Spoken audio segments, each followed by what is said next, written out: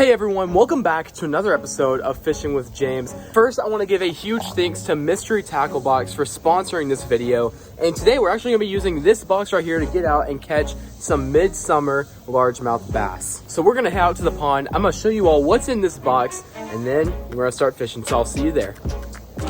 All right, so we just got out to the pond. I know that was a very quick intro, but man, I am just really looking forward to fish. A little bit windy, so I'm sorry for the wind audio if there is any. So yeah, I'm gonna go ahead and tell you guys a little bit about Mystery Tackle Box, and then we're gonna get in here and see what I got in my July Mystery Tackle Box. So Mystery Tackle Box is a subscription-based service where you get a box just like this every month full of a random assortment of fishing lures, and you get to save up to 40% off the retail prices of the lures inside the box. So not only are you saving a lot of money on your favorite fishing products every single month, you also get to learn multiple new techniques that you might not have tried before. There's some lures I've got in prior Mystery Tackle Boxes that I've never fished before until then, but I've picked up ever since, and I've fished a lot and caught a lot of fish on. So who knows, you might find a new confidence bait that you've never fished before in one of these Mystery Tackle Boxes. So if you are interested in getting started and getting your first ever Mystery Tackle Box, make sure to use my code JHMiller to get your first ever box for as low as $10. All right, let's go ahead and hop in to the box right here. First thing we have is the Dibble tips and tricks. This shows you a few tips about fishing you might not have known. Next we have the what's inside card, shows you what's inside your box. We have a nice little sticker here. Look at this, like a little samurai type thing. Next we have the 13 fishing jabber jaw. This is kind of, it's a crankbait that has like a chatterbait type bill on it. It's a metal bill and it shakes from side to side. I'm very curious to see how this looks in the water. We've got some net bait lizards. Green pumpkin, this is a great color for this pond. Can't wait to get this out there. We have a reaction strike ranger. This looks like a little shallow crankbait. Yeah, 2 to 4 feet, kind of like a natural shad color. So there we have a crankbait. Next we have some gambler flapping shads. I have a chatterbait I might throw these on. This would be a good trailer for a chatterbait. We've got some spear point EWGs. We'll get to use those probably with these Weston craws or the lizards. And these are some Cree Craw June bug color. These will be good on a Texas rig as well. So I'm gonna throw lizards and craws on a Texas rig. And finally, we have a Guggen Squad Hummer buzzbait. This is a black buzzbait. It might be a little bit better for later in the afternoon here, but that'll probably be the last bait I throw. Also, ignore the bullet weights. I just threw those in there for my Texas rig stuff. So now I've gone over all of the baits. We're gonna go ahead and get the first bait tied on and start fishing here. There's a ton of grass in this pond right now, and I feel like the deeper I can get with those lizards, the better. I'm gonna get the bullet weight. I believe this is a 1/2 ounce lead bullet weight. I wanted to get a little bit more heft to it so I can get it out farther and fish it deeper. I'm gonna take one of these spear point hooks right here. Now we're just gonna take one of these net bait lizards. It's like a green pumpkin color.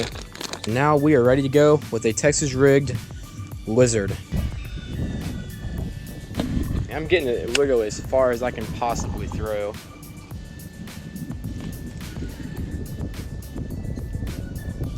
I mean, I got a fish right now. There he is. I guess he just picked it up on the fall or something like that. First bait knocked off, we'll take him. Not the size we want by any means, but I mean, it's a start. You can only go up from here. Yeah, that thing just, I guess, bit it on the fall or something like that. And I barely felt him, but I mean, hey, a fish is a fish, and that is all that matters. We're going to take this lizard off and switch over to the craw while I have Texas rig stuff on. Man, I just completely obliterated the packaging right there. Oops. Hey, it don't matter though. We've got a craw ready to go. These things feel pretty durable from what I can tell, which is good. We are hooked up and ready. We got the Cree Craw ready. This is a beautiful color. It's a June bug. It has a lot of green flakes in it. All right, well, we're ready with the Cree Craw now. Let's see if we can't get any on this. We're gonna throw it out in the same area and see if this works. That's a fish. Oh boy, I just missed him. What? He got it while it was swimming up. I completely missed that fish. And I started swimming it out of there and he chased it up and got it. That's awesome. That's a good sign. That's 2 fish pretty early on. That's a healthy little guy. Look at him.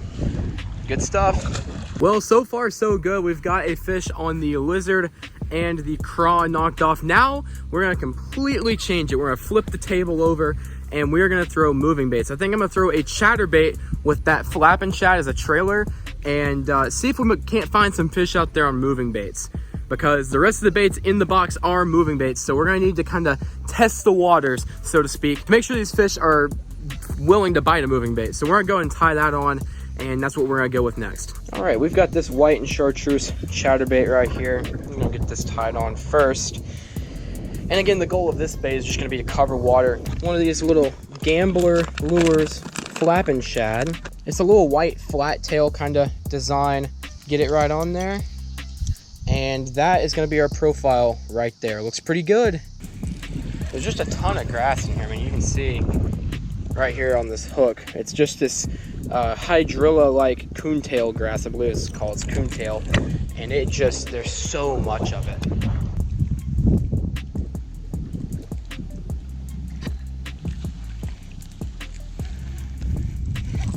Oh no. Oh, is he on? He's on. He's on. He's on. He's on. He's on. I got one. I popped it right out of grass, and this guy just came up and thumped it. Man, he ate it too. Wasn't no joke on that, man. He wanted it.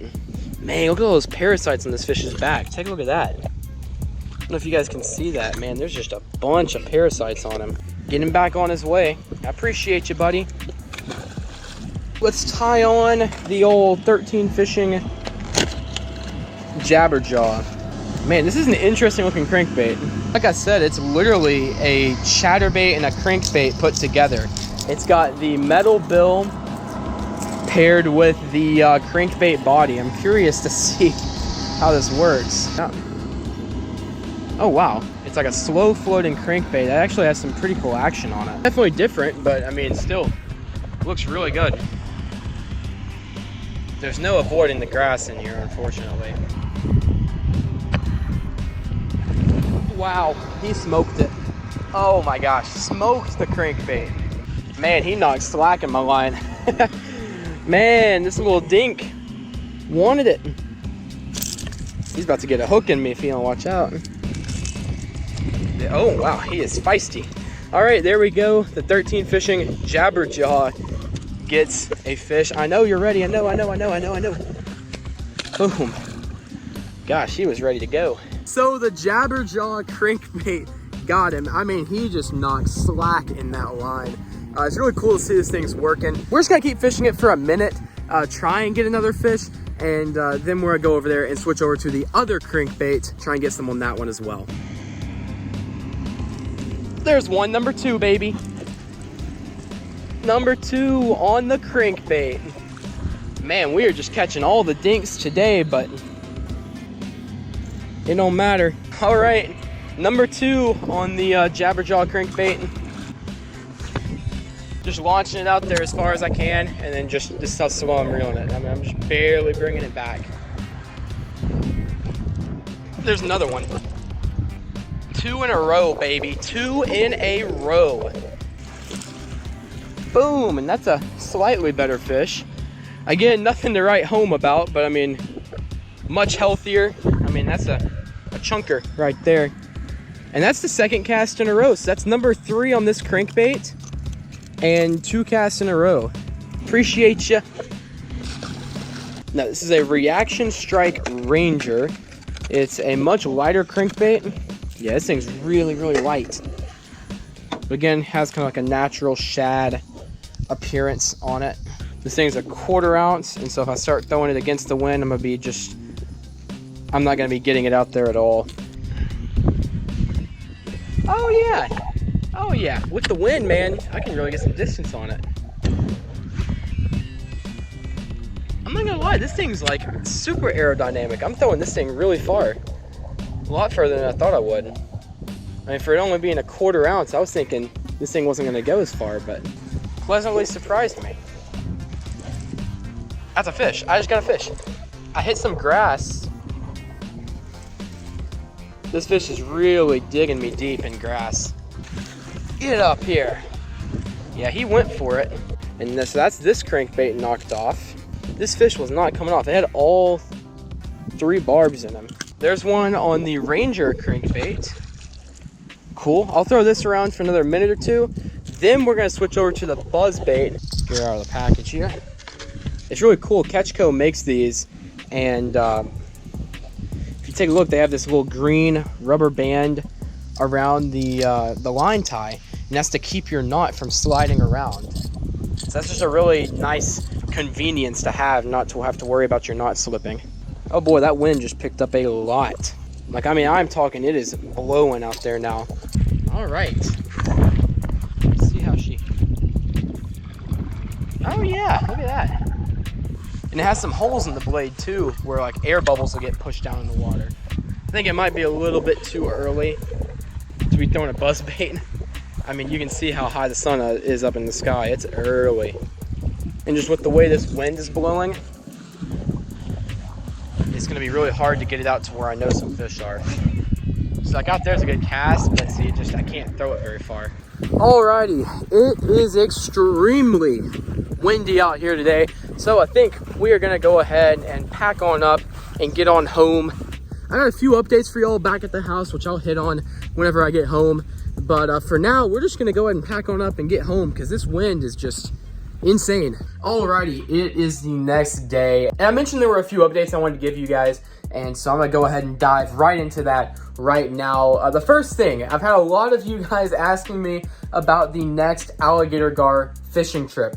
I have a video already filmed and I'm editing it actually as soon as I finish editing this one. And then this weekend, Alec, Ethan, and I are going on a little camping / alligator gar fishing trip. And so we're gonna try and get some gar fishing in up there as well. As always, at the end of these videos, I have a lot of unedited videos that I just need to start grinding on here. I have a bunch. I know 7 videos filmed but not edited. So with that, I think I'm gonna go ahead and close off this video and get on those videos so I can get them out for you all to watch. And again, if you're interested in Mystery Tackle Box, make sure to use my code JHMiller to get your first ever box for as low as $10. And if you enjoyed today's video and you're new, make sure to hit that subscribe button and turn on notifications so that you don't miss any future videos like this. So with that said, I will see you all in the next episode of Fishing with James.